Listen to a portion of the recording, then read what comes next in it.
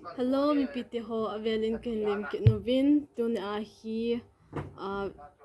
ipiti von ka khuyuvam ti chu ka hin sa no mo ahin azi chu mi khalani se hi pon thu do hi ka ha mu ka ha za thovin navon khuyu hi mi ana la son ha mi na khuy sa ham ahi lova hi le ta san om zi po hi za zan hi itina khuy zi ham ti question tam pita hin dong zi ovin tuni ahi ipiti momonga na ka to uwa hi ta hi video ka hin sim zi ho a khowon hi zan ho ka hin koi zi ham ti chu inavet khom du a hi in machine hi thum ka koyu a hi in aban le ami hi mi li ka hi ovin chilanga kanung langa khu mi ni tawa ban le chila ki mu ka u a hi in ama to hin mi li ka ki tho a hi in ki za chu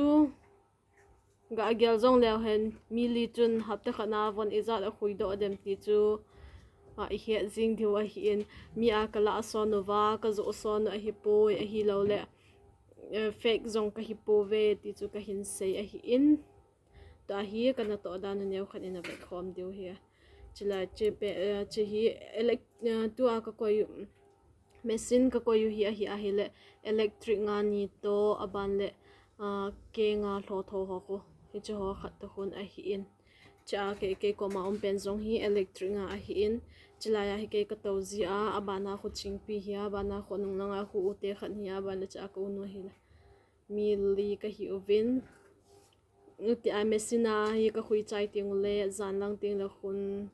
hot khui ho khu ka bol ke no a hi in ti za hi mi li ka ke thozi uwa hi hapta khana hi za chu ka hin khui do zu he ti chu ka hin se a hi in tun kana to da no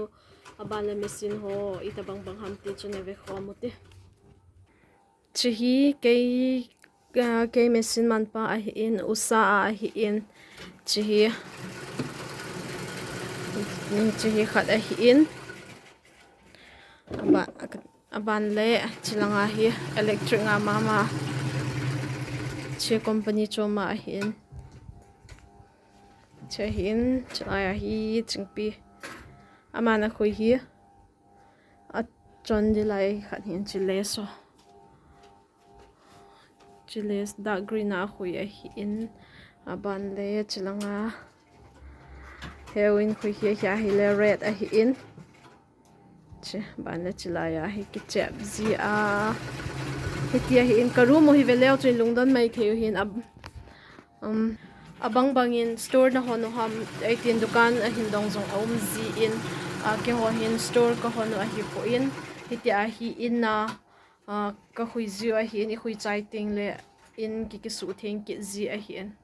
che kanung langa khoi hi le hisan che hi san chang hin chiveleo hen hita hi chap de a kom jing ju a hin kai khating le chap de a kom jing ju hin cha hi ki khai do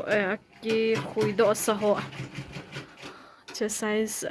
lenin ke the be pon che hi in abana hi ai ki mu the hi kai khathe hi che in abana aki ke ka ke he ti ka koi cha che in aki khui do so cha ka koi ziu aban le cho khui ti ai velio han chap de a kom ziu a hin ja hi chap thana kom ziu a hin aban le chi hi logo now chong lot the same ti cho hi che room hi veleo chen hi ti ai chilai room ka se a hi gi jong ka gi bu jong ka ne zio pon khuina azang ka man chilanga hen room khat cho au men chilang khutile kaute ni room a hin chilai hi veleo han ti hi chop thei chop ma cha hi iron khat ka ta uwa iron ta na khat hiya ka ki wanna cha ka che de ban le chlanga hi chak sang da na om zi te lo he chlai cha zong hi iron board khat ka sim cha hin iron board hi ni ka ko yo hin azi chu khat se kho ki hling zi lo hi che hi in ban le chi hi chitinga hi in tinga chini san ti dham chini tang ti dham chita khun chi le mal cha to tuya tuin hitia hi chini tang to chito mal cha i mix a chito hin ko ya hla chama hung zun se hin a tui zong hi tuya tuye sem no mi ba hla ki sip theu hin chi in langa pana in chanu zong phako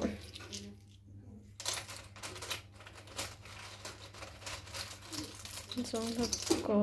hin chi iron a hi in cha hi hitia hi kitchen zong hi kitchen to zong kilo talo kitchen zong hi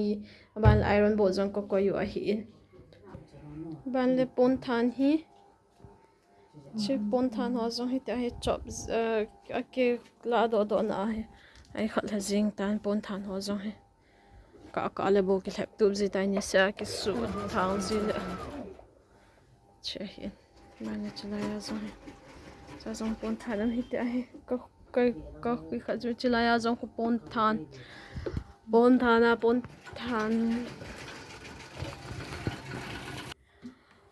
hi chi chua hi in ka wan khui dan ho aban le ka ki man cha dan ho chi chua hi in ka seima bang chun mi ka khui sa u ai lo la mi a kala ason nova ka zo son a hi poi ti chu ka hin sei a hi in hiti hi za hi aban le order ho zong hi a phat cha ka hin tho zo zi lo naw azi ga ki sei le thlan ka ama sa video ha azong chu kana sei tan thlani lang hi kana da no wa hi le ka ki stuck da no ti da ma hi tan ai wanga chu zo chana khon zong order ho hi a phat cha hin ka hin thot got te ding a hi in lungning ta ai hin customer ho so si chunga zong ki pa thu ka hin sei in tunia video ka hin sim chu athu pi be se chu hi pon ai wanga mi them khat in ai hin dong ngom zi in whatsapp ho azong kho hin taxi uvin koya na la son ham ai lo le hoilanga pa na la ham ti ho zong ai hin ha do thim zi wa chu hil che na ka hin pi a hi in tunia video ka hin sim na hi chan chu hi tan tin aban video lang teng na ki moto ki taute